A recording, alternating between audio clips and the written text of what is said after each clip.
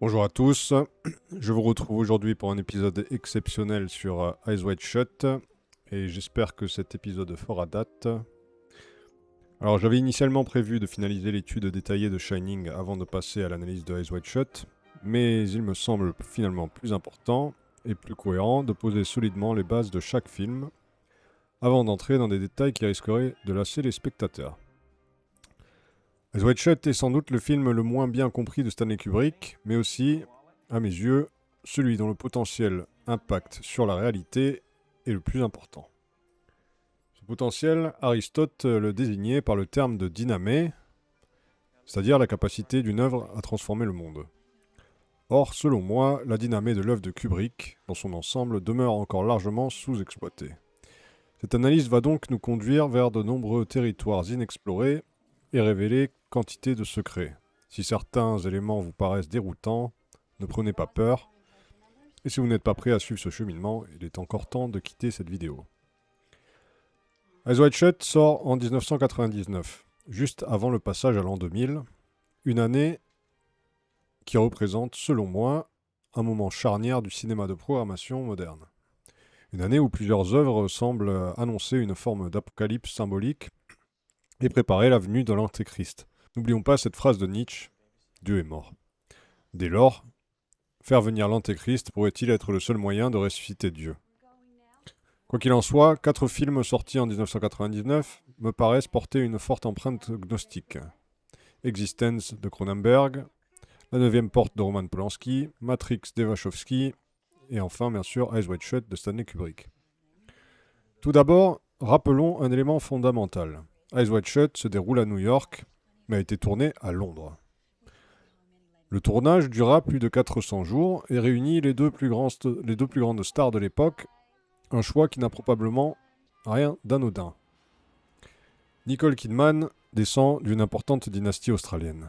Son grand-père, surnommé Mr. Cattle, était l'un des plus grands propriétaires terriens d'Australie et un puissant producteur de bétail. Son père était psychiatre spécialisé dans l'enfance et après avoir été poursuivi dans une affaire de pédophilie, il fut retrouvé mort au Japon où il s'était réfugié. Quant à Tom Cruise, nul besoin de le présenter, c'est une figure majeure de la scientologie. Il représente une vision du monde profondément critique envers la psychiatrie moderne, mais qui est davantage tournée vers une forme de spiritualité initiatique et énergétique, en somme kabbalistique. Et je ne m'étendrai pas sur ce sujet ici, bien qu'il soit évidemment important. Alors sur la base de nos analyses précédentes, vous savez désormais que Kubrick exposait dans Shining la famille royale britannique, notamment la dynastie Stuart, ainsi que certaines méthodes de manipulation mentales et énergétiques fondées sur des sacrifices humains, et plus particulièrement sur le rituel du sacrifice du roi. Vous savez également que Kubrick possédait une solide culture jungienne, et il mettait en scène un système de contrôle mental articulé autour de 2 axes. Un axe traditionnel fondé sur une forme de cabale énergétique, une magie d'emprise ou possession, que nous avons déjà observé dans Orange Mécanique et Shining, et un axe technologique, déjà perceptible dans 2001 Odyssée de l'espace, Shining et Orange Mécanique, qui fait intervenir des vaccins et des contrôles par des systèmes électromagnétiques.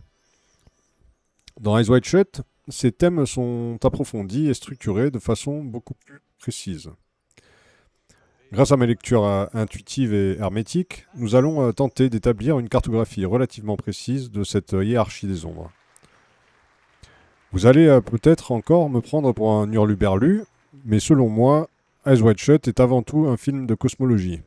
Un film qui expose, sous une forme symbolique, le fonctionnement des champs magnétiques, les pratiques magiques anciennes, destinées à orienter et contrôler le système, et des pratiques d'emprise et de contrôle mental modernes.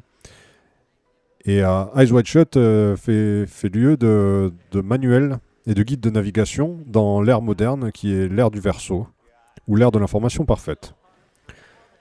Alors cette analyse va être un peu complexe, et elle se prête probablement davantage à un ouvrage écrit qu'à une vidéo, mais puisque plus personne n'a le temps de lire, et puisque je ne suis ni universitaire, ni psychologue, ni suffisamment intégré aux circuits éditoriaux pour trouver facilement un éditeur, je vais tenter malgré tout de partager cette lecture. Alors nous allons toucher ici à l'ineffable, à la relation entre l'un et le tout, à la glande pinéale, au nombre pi, au mécanisme de l'inconscient collectif. Cette vidéo, je vous préviens, sera donc assez longue.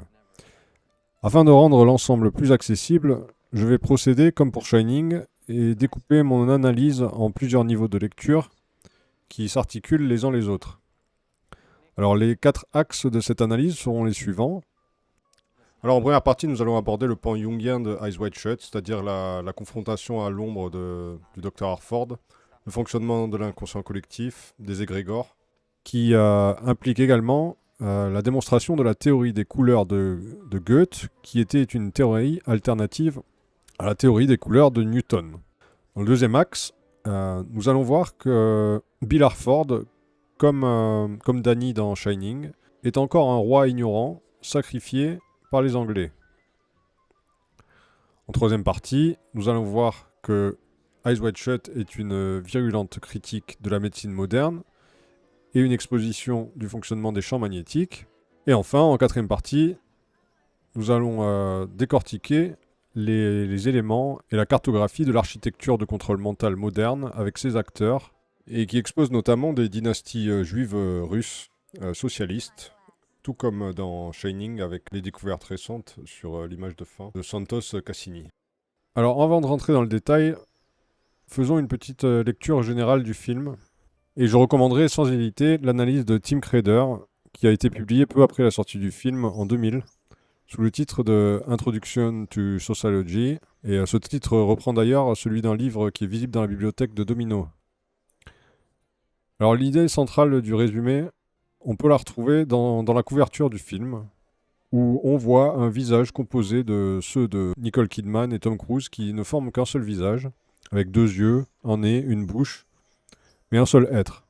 Nous avons ici déjà un véritable mandala qui évoque le yin-yang, l'union des opposés de Jung, et constitue une clé de lecture essentielle du film, car c'est finalement Alice, au terme de cette analyse d'un couple, qui tient la vigie du couple, et on observe chez elle une véritable évolution psychologique, puisqu'au début du film, elle se comporte encore comme une enfant qui n'a pas intégré son animus, qui est la partie masculine de la femme, et qui, d'après Jung, aura souvent une attitude de virago, de moqueuse, de provocatrice, qui sont tous des symptômes d'une animus non intégrée pour une femme.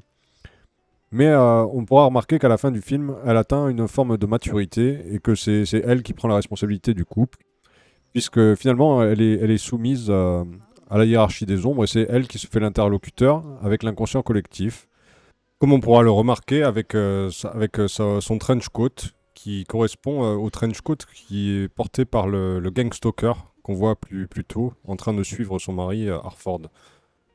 Donc en gros, Alice devient le gang stalker de Bill. Reléguant finalement Bill Harford, le docteur qui est censé avoir été initié, à un stade d'enfance, puisque lui n'arrive pas du tout à développer son anima, qui est la partie féminine de l'homme. Alors à travers plusieurs Ouroboros, notamment grâce au personnage de la petite Elena, élevée par Alice, Kubrick semble suggérer la mise en place d'un cycle sans fin, où Ishtar, au service d'un royaume des ombres, domine le monde matériel, tandis qu'une cabale organisée maintient cet ordre invisible, lesquels s'approprient progressivement ce qui constitue, selon cette lecture, son héritage spirituel. À ce stade, je comprends que tout ceci peut encore vous sembler abstrait, mais à mesure que nous déroulerons l'analyse, les pièces du puzzle finiront par s'assembler, et une fois que vous l'aurez vu, il deviendra très difficile pour vous de ne plus le voir. Donc, au terme de cette introduction, une chose apparaît clairement, c'est que Eyes Wide Shut n'est pas simplement un film sur le désir, la jalousie ou l'infidélité.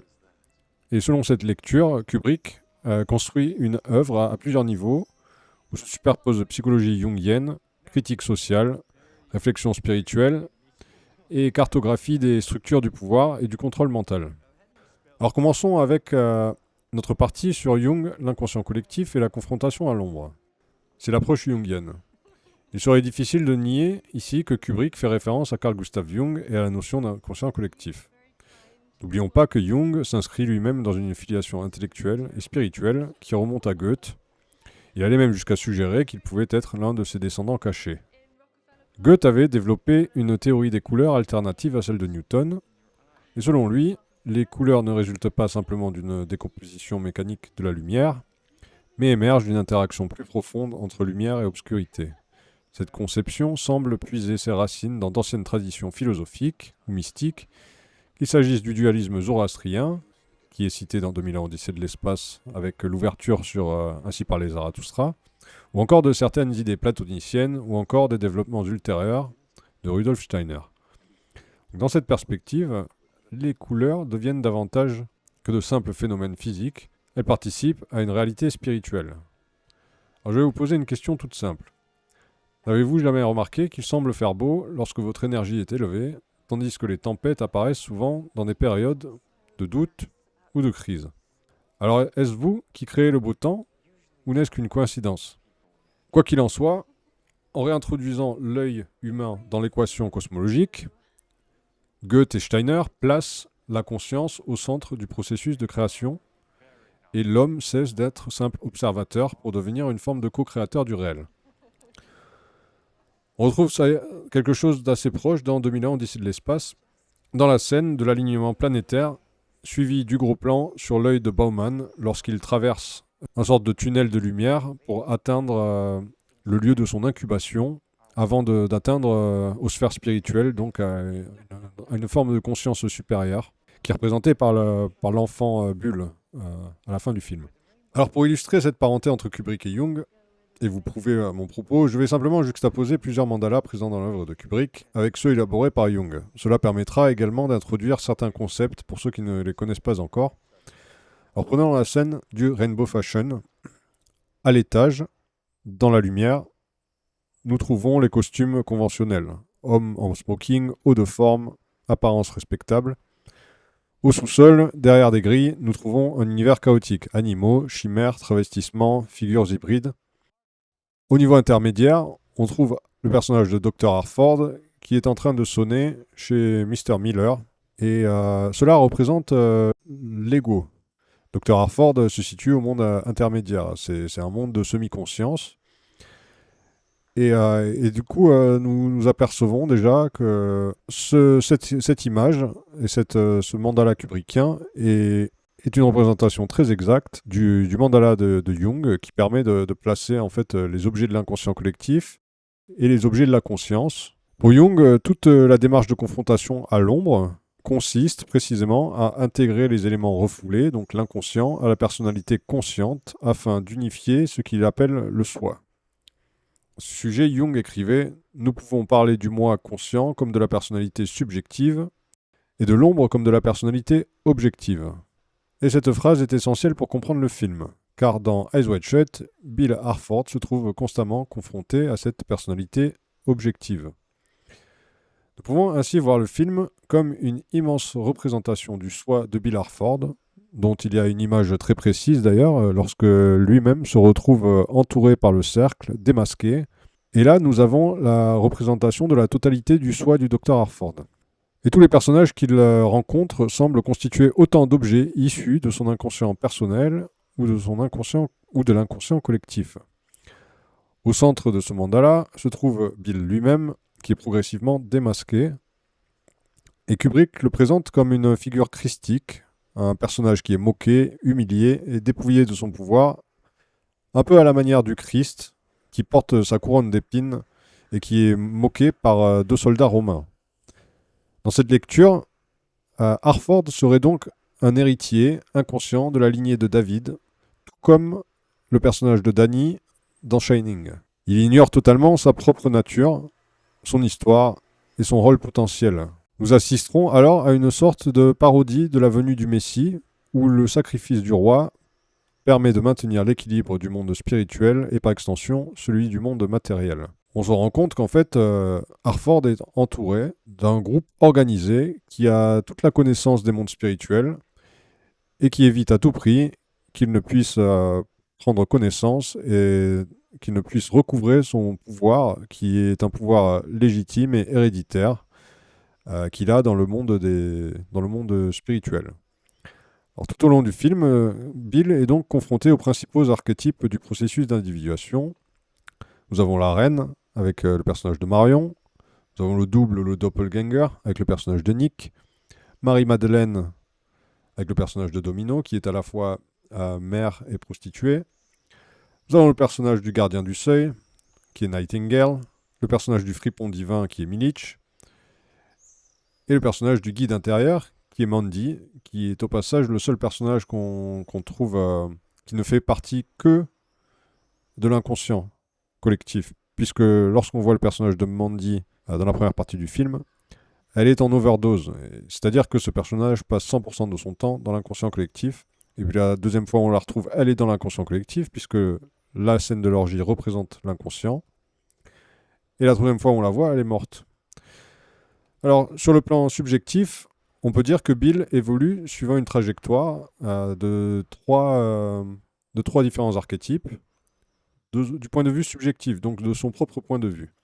Il passe du père à l'explorateur, au guérisseur blessé, puisque c'est un médecin, puisqu'il a une fille, et que c'est ainsi que lui-même se voit. Il vit cette expérience comme une forme d'exploration de son propre inconscient. Mais d'un point de vue objectif, c'est-à-dire du point de vue de l'inconscient collectif, sa trajectoire est différente. C'est l'enfant divin qui se rebelle et qui est finalement sacrifié.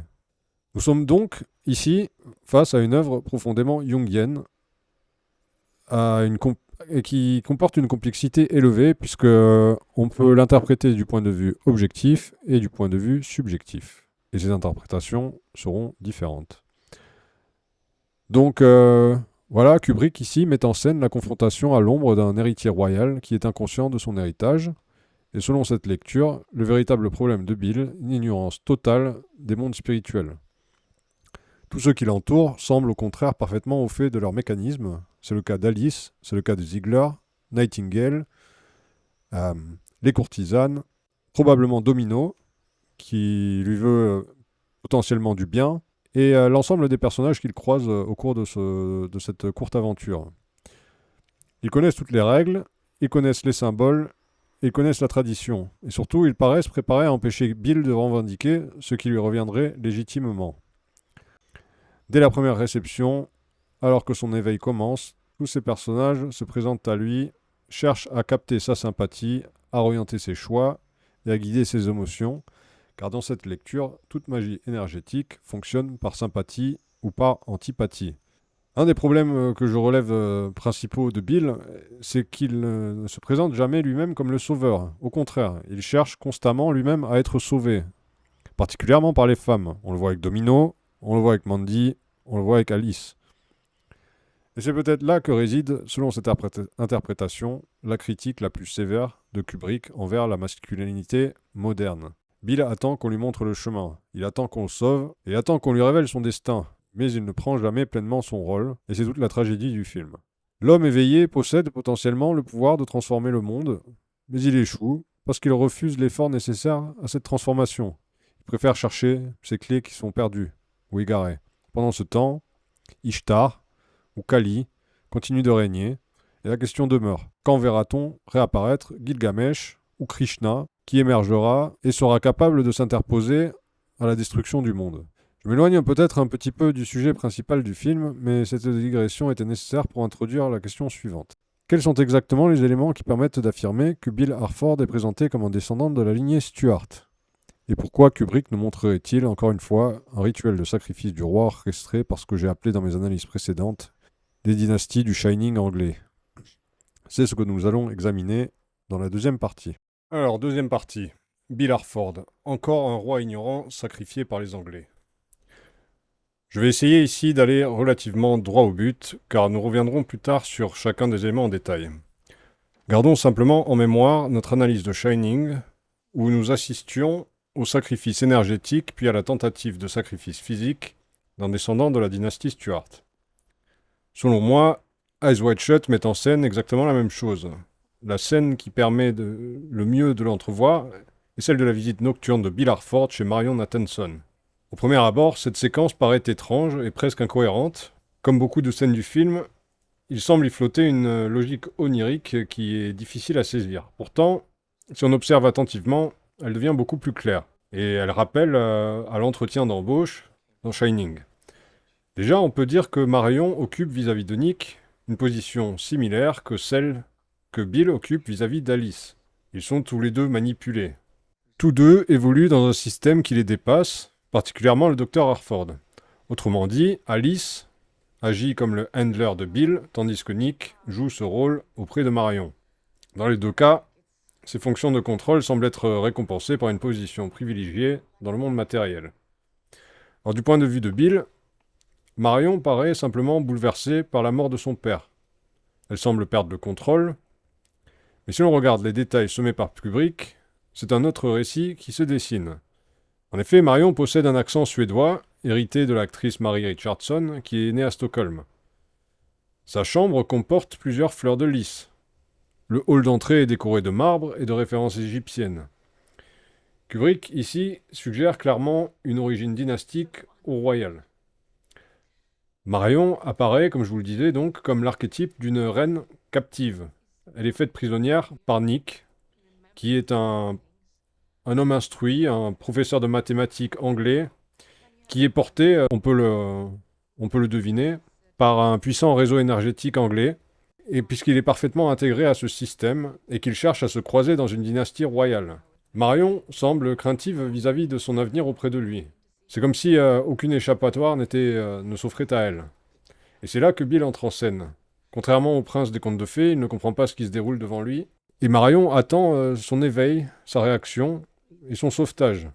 Elle espère qu'il prenne conscience de sa véritable place dans la hiérarchie invisible, mais Bill demeure aveugle. Il n'a aucune connaissance de son héritage dynastique. Donc manipulé d'un côté par Alice et détourné de l'autre par des mécanismes sociaux qui l'entourent, il ne comprend pas la réaction de Marion. Quand Night Hanson meurt, on a même l'impression que certains des personnages profitent immédiatement du vide qui est créé par sa mort. La première personne qui est contactée par Marion, c'est sa future belle-mère, qui se trouve à Londres. Encore une fois, cela pointe vers l'Angleterre et les réseaux de pouvoir invisibles qui traversent discrètement le récit. Bill ne comprend pas pourquoi elle a besoin d'être sauvée, bien qu'il entrevoie, finalement, plus tard, dans un instant de lucidité, et qu'il tente de reprendre contact avec elle, ce qui veut dire qu'il avait une intuition, qu'il y avait quelque chose qui se tramait dans les mondes invisibles, avec Marion. Cependant, il est déjà trop tard lorsqu'il la contacte, puisque les gardiens veillent à ce qu'il ne puisse pas prendre contact avec elle. Nick est là, Philippine est là. Et ainsi, cette dynastie demeure sous contrôle. Donc cela explique cette scène un peu bizarre, en fait. Il faut comprendre ce qu'on ne voit pas. On peut comprendre ainsi que très probablement Marion est issue d'une vieille dynastie, et qu'elle était promise peut-être à Bill, mais que par la force des choses, ils se sont retrouvés chacun de leur côté, et qu'ils sont aux prises, en fait, plus d'un réseau. Donc d'autres éléments du film vont, selon moi, dans le même sens.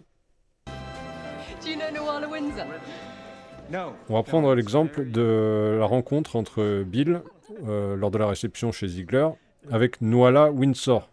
Donc, lors de la réception de Noël, Bill est approché par deux courtisanes, et l'une d'entre elles lui dit son nom. Elle lui dit qu'elle s'appelle Nuala Windsor. Et elle épelle le nom Nuala, qui renvoie aux traditions irlandaises. Et le nom Windsor, évidemment, renvoie à la dynastie régnante britannique. Et donc, indirectement, au réseau dynastique déjà évoqué dans notre analyse de Shining. Ce qui est particulièrement intéressant ici, avec cette rencontre, c'est le regard que s'échangent ces deux jeunes femmes lorsque Ziegler vient interrompre leur conversation. On remarque que Kubrick insiste sur ce regard, comme s'il voulait nous faire comprendre qu'il ne s'agissait pas d'une rencontre fortuite, puisque ces deux femmes se regardent d'un air complice et inquiété, comme si elles avaient failli à leur tentative de séduction et de corruption, qui avait été commanditée de on ne sait où. Enfin, j'ajouterai à cette liste un faux raccord qui renvoie directement à Jeffrey Epstein et Ghislaine Maxwell, et qui a lieu lors de la réception tout au début du film, et que je vous présente ici. On y voit une femme en robe rouge bordeaux danser avec un homme qui ressemble comme deux gouttes d'eau à Jeffrey Epstein. Puis, dans un faux raccord, on voit le même homme accompagné d'une femme différente qui porte une veste marine. Il faut savoir que Ghislaine Maxwell portait souvent une veste marine puisque son père Robert Maxwell fut dirigeant d'un tabloïd anglais Daily Mail et qu'il passait beaucoup de temps sur un bateau. Robert Maxwell, qui était d'ailleurs le mentor d'un Alistair Campbell, qui était le nègre de Tony Blair et qui est le personnage qui est implicitement représenté dans le film de Roman Polanski qui s'appelle Ghostwriter, et que Robert Maxwell mourut en mer et fut enterré au Mont des Oliviers à Jérusalem, où lors de ses obsèques étaient présents l'ensemble des anciens dirigeants du Mossad. Il faut savoir que la famille Maxwell descend de la dynastie Stuart, comme je vous le disais dans mon analyse sur Shining, et que Alistair Campbell, de son côté, aujourd'hui dirige l'organisation australienne de psychiatrie infantile, qui succéda à celle du père de Nicole Kidman, et dont le nom est Origin, Headspace, et pour laquelle j'ai eu l'occasion de travailler. Alors pris ensemble, ces éléments me paraissent suffisants pour soutenir que Bill Harford est présenté une nouvelle fois comme un descendant ignorant d'une dynastie royale, probablement les Stuart. Mais cette question de la filiation n'est qu'un des éléments du récit de Kubrick, qui ne se contente pas de parler de lignée ou d'héritage, puisqu'il s'intéresse également à l'une des institutions centrales de notre civilisation moderne, qui est la médecine. Et c'est précisément ce qui nous conduit à notre troisième niveau de lecture, qui est le suivant. Une critique virulente de la médecine moderne et une exposition du fonctionnement des champs magnétiques.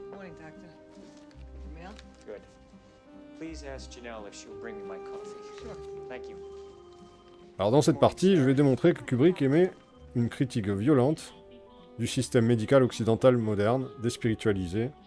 Il cherche à rétablir une conception antique et chamanique du soin, qui s'opérait jadis par sympathie, et qui est une forme de magie énergétique qui s'opère grâce à la puissance des champs magnétiques du soigneur. Car la représentation des méthodes de soins modernes est aux antipodes de ce que le soin est censé être, et j'aborde cela par plusieurs axes. La fonction du médecin dans son cabinet médical avec le docteur Harford, sa fonction en dehors du cabinet médical, qui le présente comme un maillon de protection politique avec Ziegler qui l'instrumentalise pour couvrir ses vices, son incompétence dans l'accueil de la mort qui est sous-traité aux hôpitaux et aux pompes funèbres, les références au sida, et implicitement à Fauci, par le personnage de Domino, ses références à l'avortement par le personnage de Nathanson qui fait directement référence à Bernard Nathanson, qui fut un gynécologue juif new-yorkais qui réalisa plus de 50 000 avortements avant de devenir l'un des plus virulents opposants à cette pratique, qu'il considérait finalement comme une forme de sacrifice humain. Et enfin, une référence à Bruno Gehring, qui est un personnage méconnu, et qui est cité grâce au personnage absent de Peter Groening, qui est l'ancien propriétaire du Rainbow Fashion, qui a déménagé à Chicago. Et ce Bruno Groening était en fait un soigneur énergétique allemand extrêmement puissant et qui s'est fait cancel du fait de la menace qu'il faisait peser sur l'industrie médicale. Et puis pour terminer, nous avons une référence à Florence Nightingale par le personnage de Nightingale. Donc on notera que tous ces éléments préfigurent amplement la crise du Covid-19 et de l'obligation vaccinale, avec des soins onéreux et les téléconsultations, avec un monde médical qui est aujourd'hui représenté comme une industrie lucrative exercée par des ambitieux, plutôt qu'une fonction héréditaire autrefois dictée par le serment d'Hippocrate, c'est-à-dire des soins gratuits offerts par des médecins philosophes à l'ample champ magnétique, et dont c'était la vocation. Car à travers la représentation qui est faite du docteur Harford, qui souffre clairement d'une inflation de sa persona en ne se décrivant que par sa fonction sociale, on se rend compte que la fonction de médecin de nos jours, eh bien ce n'est pas grand-chose. Entouré de plusieurs secrétaires et infirmières, son rôle se trouve extrêmement limité. De même que son emploi du temps, avec 2 rendez-vous le matin et 3 l'après-midi. Une phrase qui pourrait très bien s'appliquer à Bill serait celle-ci. All play and no work makes Bill a mere toy. Ne faire que jouer et ne pas travailler transforme Bill en marionnette. Car Bill se contente clairement du minimum et il ne présente aucune passion dans l'exercice de sa tâche. Sa fonction semble générer une ample paperasse dont il est semi-responsable, en partage avec sa secrétaire, et cela nous renvoie donc à Florence Nightingale, puisque la classification Nightingale est aux origines de l'ensemble du système thérapeutique moderne, que ce soit pour la formation des soignants ou pour la facturation des soins. Le système de soins occidental, qui émane encore une fois du Royaume-Uni, s'il a eu son utilité certaine dans la systématisation et l'amélioration des soins au XXe siècle, est aujourd'hui usé et abusé, puisqu'au lieu de fournir des soins sur la base des besoins des patients, le système médical prend désormais le problème à l'envers en prenant des décisions de soins non pas du fait des probabilités d'issue positives, mais en fonction des potentiels bénéfices en numéraire de cette décision. On remarque que le système médical est aussi utilisé comme un système de contrôle sociétal, offrant des punitions et contrôlant nos politiciens et nos prostituées, comme on peut le voir avec le diagnostic de sida de Domino, offert, on peut l'imaginer, soit par le collègue du docteur Harford, le docteur Miller, soit peut-être par un héritier du docteur Fauci, puisque semblerait qu'elle ait été punie pour avoir approché Bill, et que la punition ait pris forme sous un diagnostic du sida, puisque quelque part, il est très difficile de contredire son docteur. Et puisque les prescriptions du sida semblaient à un certain moment donner les symptômes qu'ils étaient censés éliminer, il était tout à fait possible de donner le sida à quelqu'un dont on voulait se débarrasser. Je ne vais pas trop m'étendre ici à ce sujet. Nous ferons une analyse approfondie de chaque élément que je viens de vous citer sur cette thématique complexe et omniprésente et qui ramène en dernier lieu à l'analyse que je fais sur les champs magnétiques. Et à ce sujet encore, je ne vais pas trop m'étendre ici, je vais me contenter d'introduire en vous en faisant la démonstration grâce à quelques scènes, quelques mandalas de synthèse de ce que voulait nous faire comprendre Kubrick. Alors dans la scène que voici, je vous la montre, et je ferai les commentaires ensuite.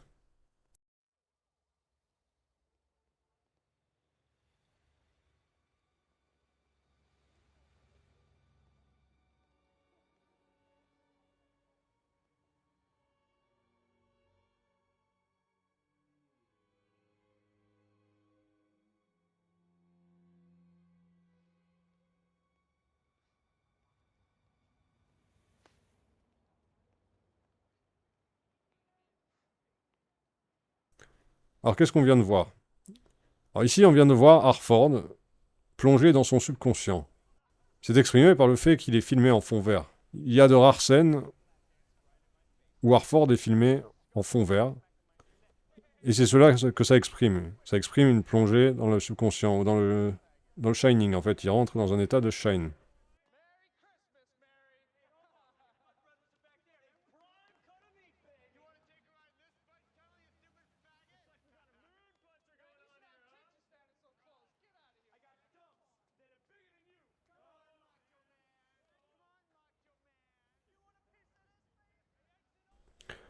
On constate que ce subconscient, lorsqu'il se remémore les confessions d'Alice, se répercute dans sa conscience et donne lieu à une réaction physique. Il frappe dans ses mains. On remarquera que ce subconscient entraîne chez lui une perte d'énergie, car c'est un égrégore qui lui a été apposé par Sandor, par l'intermédiaire d'Alice. Et ça, on le voit par le scintillement qui a lieu au même moment, en fond, qui sort du magasin.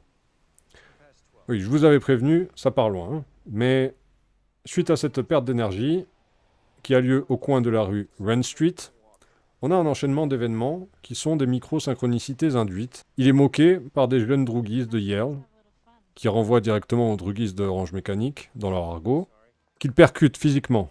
Si vous analysez bien cette scène, vous verrez qu'il y a un halo lumineux qui se résorbe au moment de l'impact et qui réapparaît après l'impact. Puis il rencontre la prostituée Domino, qui est en fait son âme sœur, et la scène se termine avec Harford au téléphone avec sa femme, la main posée sur une chaîne radio et l'autre sur son téléphone portable, alors que Alice mange des gâteaux, fume et boit du lait devant la télévision, alors qu'une série où une femme parle de son mari qui l'a trompée, suggère à Alice d'appeler son mari, comme dans une forme de synchronicité induite.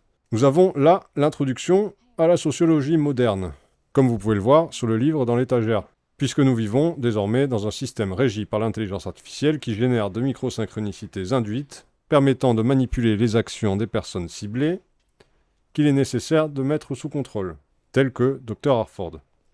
Vous noterez que lorsqu'il percute les jeunes dans la rue, il y a ce halo lumineux qui se résorbe et qui s'agrandit, et cela nous démontre de manière visuelle comment se comportent nos champs magnétiques dans une situation de stress. On retrouve ces halos dans de nombreuses scènes, et je vous en ferai une liste dans une vidéo. On retrouve une scène presque identique, qui a toujours lieu dans Wren Street, lorsque Bill est suivi par un chauve et qu'il tente de prendre un taxi qui lui refuse avec mépris.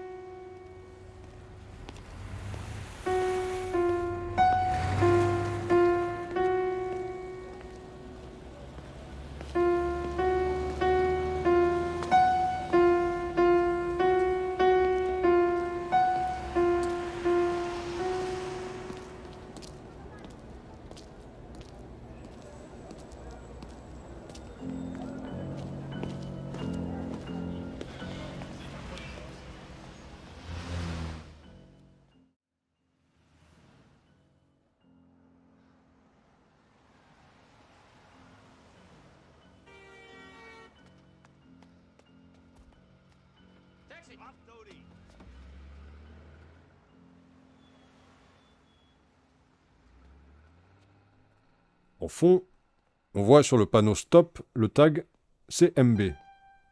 Ce tag fait référence au fond cosmologique diffus. Il n'y a pas de rue Wren Street à Manhattan, elle n'existe pas. Et celle-ci fait clairement référence à Christopher Wren, qui était un polymathe, fondateur de la Royal Society et ancêtre du Collège Invisible, qui fut un groupe scientifique ancien qui se retrouve régulièrement et qui a la tradition de ne laisser aucune trace écrite, puisque tous les échanges restent oraux. Christopher Wren est le scientifique qui a dessiné la reconstruction de l'ensemble des églises de Londres après les grands incendies en 1666. Il faisait par ailleurs des études sur le magnétisme, et il est le premier à avoir effectué des injections de fluide magnétique et métallique à un animal, un chien, pour voir s'il pouvait le contrôler à distance. Je porterai donc votre attention sur la présence des systèmes d'air conditionné qu'on retrouve partout dans le film. Ceux-ci rejettent des gaz fluoridés. Puis, on notera, dans la scène qui se déroule autour du billard avec Ziegler, il se trouve en fond un climatiseur qui possède les mêmes dimensions que le climatiseur, que le monolithe, dans 2001 Odyssée de l'espace, sans oublier que la scène se déroule autour du billard, de même que la scène d'Orange Mécanique où l'auteur et ses amis usent de magie énergétique sur Alex le Larve. Tout cela suggère donc que la machine d'air Loom, aux effluves putrides, dont nous parlait James Tilly Matthews, et qui était censée permettre de contrôler les esprits, n'était peut-être pas aussi délirante qu'on a pu le croire. Bon, par ailleurs, si on s'intéresse au CMB, et bien que je manque de connaissances sur le sujet, je souhaiterais partager quelques intuitions. Alors si on regarde des captures satellitaires de ce rayonnement micro-ondes, notamment celle du Kobe, on peut constater que ce rayonnement a un fonctionnement polaire qui varie du rouge au bleu.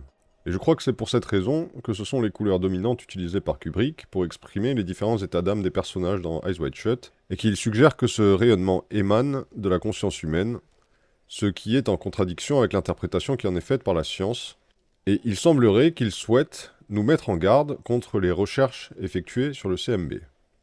Ici, je rappelle que ce sont des intuitions que j'exprime, mais je crois que la science a au mieux fait une erreur honnête dans l'interprétation du CMB, en voulant faire rentrer coûte que coûte cet élément physique dans notre modèle cosmologique du Big Bang, et au pire, que cette interprétation est une fraude massive, dont l'objectif était de prendre le contrôle sur le magnétisme terrestre et sur ses ondes, afin d'établir un contrôle mental général, et qui a donné les grands conflits du XXe siècle. Car je ne peux m'empêcher de constater que ce rayonnement correspond très précisément à la définition de l'éther de la tradition alchimique, à celle de la lumière astrale dans la tradition d'Eliphas Lévi, ou à ceux dont parlent Jung et le prix Nobel de physique Pauli dans leurs échanges à propos du caractère physique de la conscience. Donc pensez-vous comme moi que Eyes Wide Shut était une tentative imagée d'expliquer le fonctionnement du CMB et d'asseoir une nouvelle cosmologie ? Vos avis m'intéressent. Parlons-en dans les commentaires. Quoi qu'il en soit, N'oublions pas que les soins des malades et l'accueil des morts a de tout temps été aux bases de nos civilisations, et là est peut-être le lien à trouver entre médecine et champ magnétique. Je vous ai donné ici de nombreux éléments pour en juger vous-même, et passons maintenant à ma dernière partie sur le sujet de l'architecture du contrôle mental, sans toutefois sauter sur des conclusions trop hâtives. Voyons quels acteurs clés de cette architecture Kubrick nous livre de manière hermétique, et par quel procédé. Cartographie de l'architecture et des acteurs du contrôle mental moderne et ancien. Alors dans Eyes Wide Shut, la liste est longue, et je vais me contenter ici de citer les éléments pour vous permettre de faire vos propres recherches, et je m'attellerai dès que possible à les démontrer de manière plus détaillée. Ce qu'on peut dire en guise d'introduction, c'est qu'on retrouve des dynasties franc-maçonnes, templières, juives, socialistes, et des références à plusieurs psyops qui ont pour but d'aiguiller la mystique globale. Alors commençons par le début, avec Ziegler et la Ziegler House. Il se trouve que la Ziegler House est une propriété qui existe réellement à New York, et qui ressemble amplement à la propriété qu'on voit dans Eyes Wide Shut lors de la réception, avec l'escalier à colimaçon, les grands bureaux. Et pour comprendre le message de Kubrick ici, il faut s'intéresser aux personnes qui ont vécu. Car on trouve successivement, comme occupants de cette maison, des familles du pouvoir profond américain. Alors on commence par la famille Hafmeyer, qui était une famille allemande qui avait fondé un trust dans l'industrie alimentaire, notamment dans le sucre et le café. La maison passa ensuite aux mains de William Ziegler, qui donna son nom à la propriété et qui était un franc-maçon, chevalier du Temple, fondateur d'un monopole dans le bicarbonate de soude, et qui finança la première expédition vers le pôle Nord sur le bateau Belgica. Il s'intéressait clairement au sujet des champs magnétiques terrestres. Puis c'est successivement Carleton Simon et Robert Roosevelt, le neveu du président Theodore Roosevelt, qui occupèrent les lieux. Ce qu'on peut noter, et qui est loin d'être sans intérêt, c'est que Carleton Simon était le fondateur de la police narcotique américaine. C'était un neuroscientifique qui développa la reconnaissance d'iris et qui généralisa la reconnaissance digitale lors des arrestations, en plus d'exercer la fonction de censeur à Hollywood, en luttant corps et âme contre la consommation d'alcool, et d'écrivain de polar à ses heures perdues. Ce qu'on peut en dire, c'est qu'il s'agit de quelqu'un qui avait une influence considérable et dont la plupart des gens n'auront jamais entendu parler. Car c'est là qu'on trouve l'état profond parmi ceux dont on ne parle jamais. Pour vous en persuader, je vais vous livrer la chose suivante. C'est Carleton Simon qui innocenta Emma Goldman, l'idole internationale du mouvement anarchiste, au moment de l'assassinat du président McKinley, le président conservateur qui avait enrichi l'Amérique considérablement grâce à son utilisation intelligente des tarifs douaniers et que Trump semble imiter de nos jours.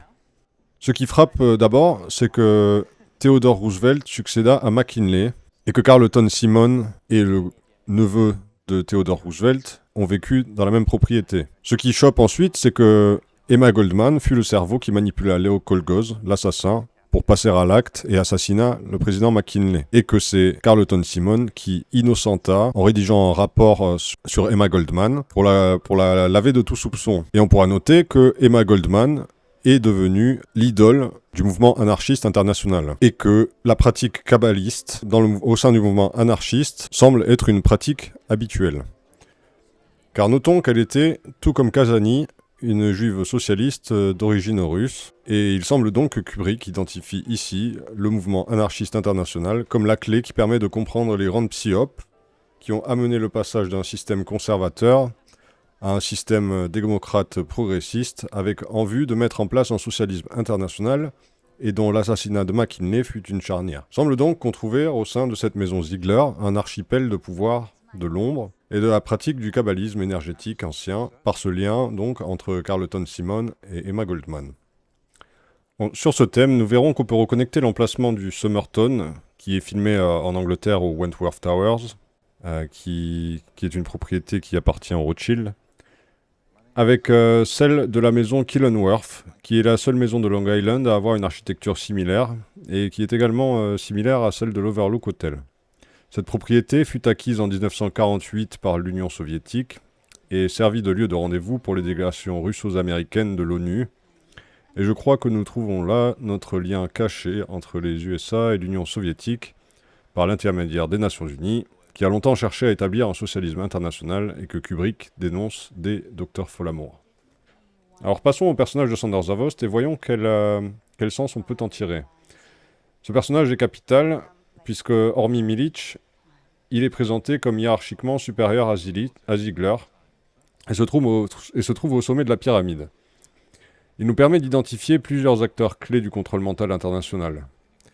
Tout d'abord, le directeur d'IBM, qui porte un nom homonyme au sien, et qui a pris ses fonctions en 1999, Sander Zavost, qui s'appelle Sander Asnos, et sur lequel il est très difficile de trouver la moindre information. Et cela nous renvoie à HAL, de 2000 ans d'ici de l'espace, puisque rappelez-vous que lorsqu'on décale d'une lettre le nom de HAL, cela donne IBM. Puis Sander Zavost permet également d'identifier intuitivement un personnage du nom de George Sander, et qui travaille dans l'industrie électromagnétique, et de son maître scientifique Ferdinand Freudenstein. Ce dernier, Ferdinand Freudenstein, inventa la kinétique moderne, et il permit à Bell et IBM d'automatiser les calculs de direction d'onde en les simplifiant et leur permettant d'optimiser les ressources de calcul nécessaires pour effectuer, grâce à l'intelligence artificielle, des calculs de direction d'onde mesurés par voie satellitaire en live, entre autres applications, et qui fut utile au système de contrôle mental général que nous exposons ici. Il faut savoir que Ferdinand Freudenstein était aussi un juif descendant de la famille Rosenberg qui fut impliqué dans l'espionnage nucléaire pour le compte des socialistes et qu'une partie de la dynastie Freudenstein s'est établie en Australie pour y devenir l'une des familles les plus puissantes, notamment dans le domaine du broadcasting et de la grande distribution alimentaire. D'ailleurs, Kay Freudenstein, avec qui j'ai eu l'occasion de travailler, est celle qui a établi toutes les bases de données pour News Corp, qui est ce géant des médias de Rupert Murdoch, qui est lui-même cité à 2 reprises dans Eyes Wide Shut, ici et là. Mais pour revenir à HAL, n'oublions pas que le Hall Effect est le rayonnement électromagnétique aux abords d'une résistance électrique et qu'il peut être mesuré et utilisé pour mapper et contrôler les comportements des instruments électriques. Bon, je pose ça là et je n'en dirai pas plus. Enfin, le dernier personnage que je voudrais aborder dans cette vidéo, et il y en a d'autres, mais je n'ai pas le temps de tout couvrir, c'est le personnage de Miller, car on y fait partout référence. Donc on le trouve dans Eyes Wide Shut comme le collègue médecin de Bill. On voit des rues qui portent son nom. On trouve la Miller's Beer. Il est cité dans 2000 ans Odyssée de l'espace. Et aussi dans un film du nom de Britannia Hospital, dont l'acteur principal est celui d'Orange Mécanique, et où un directeur d'hôpital du nom de Dr Millar a inventé un dieu intelligence artificielle, véritable savant fou qui marchandise le corps humain et se prend pour Dieu, mais ceci est une autre histoire. Puis nous avons encore le personnage de Milic, qui est une version polonaise de Miller. Alors qui est Miller ? Alors, tout d'abord, on peut dire que Miller est une vieille dynastie écossaise qui est devenue mafieuse et qui est aujourd'hui l'un des plus gros propriétaires terriens d'Édimbourg. Du côté américain, on peut facilement identifier John Miller, qui est le responsable de la police de New York, et qui est un corrompu mêlé à la mafia italienne, et qui était largement aux manettes de la communication au tournant du siècle, c'est-à-dire au moment de l'entrée en guerre avec l'Irak, les États-Unis, et de la PSYOP du 11 septembre, puisque c'est lui qui était responsable de la communication à ce moment-là. Permis la mise en place du Patriot Act et la surveillance généralisée, qui a permis la transition vers le système de l'information parfaite et du contrôle mental généralisé que je dénonce ici. Au passage, il se maria en 2002 avec la famille Lehman, Morgan Stanley et Morgan Sachs, en épousant Emily Altschul. Enfin, pour terminer, et pour renforcer le fait que Kubrick traite ici des psyopes déterminantes dans la mise en place de l'architecture du contrôle mental, je vais m'arrêter sur 2 articles de presse qu'on peut apercevoir dans le journal que lit le Dr Harford. Le premier traite de la tuerie de Long Island, où un certain Colin Ferguson a rapporté avoir été zappé par une arme électromagnétique opérée par un Chinois, avant de commettre une tuerie qui donna lieu à une campagne de la femme d'une des victimes, du nom de McCormack, et qui fit campagne sur l'interdiction des armes à feu et pour l'avortement. Aussi, nous apercevons l'histoire ici d'un braquage où un homme rapporte avoir reçu des suggestions de sa télévision avant de passer à l'acte. Puis nous trouvons l'article qui parle de Mandy, où s'exprime son ex-mari, Léon Vitali, et dont on comprend qu'il était responsable d'une partie d'un réseau de mannequinat international, et qu'on a retrouvée morte d'un arrêt cardiaque, possiblement déclenché à distance par le système d'ondes. Nous avons là un parfait combo kubrickien qui tape en plein dans le mille de notre thématique. Bon, je vais m'arrêter ici avec cette vidéo, car il y aura encore beaucoup de choses à dire et beaucoup de différents angles par lesquels aborder Eyes Wide Shut. Je ne voudrais pas livrer ici tous mes secrets. Et puis, je crois que nous avons assez bien accompli notre devoir. Si ça vous a plu, partagez et likez, c'est le meilleur moyen de faire progresser la connaissance. Si vous êtes outré et que vous trouvez qu'il s'agit d'un ramassis de foutaise, n'hésitez pas à argumenter en commentaire. Vous pouvez trouver tous mes livres sur Amazon et sur archive.org. N'hésitez pas à aller les chercher. Et sur ce, que Dieu vous garde et à très vite.